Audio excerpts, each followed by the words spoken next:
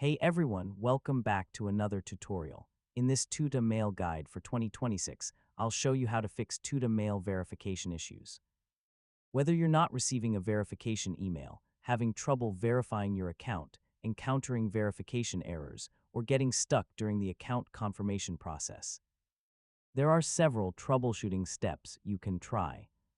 So let's get started. First, carefully check the email address you're using for verification. A small typo or incorrect address can prevent verification messages from reaching you. Next, look in your inbox, spam, junk, promotions, and trash folders. Verification emails are sometimes filtered automatically and may not appear in your primary inbox. If you haven't received the verification email, wait a few minutes and then use the resend verification option if it's available. Temporary delays can occasionally affect automated email delivery. Another important step is to verify that your email account is functioning properly. Send a test message to yourself or receive an email from another account to confirm that emails are arriving normally.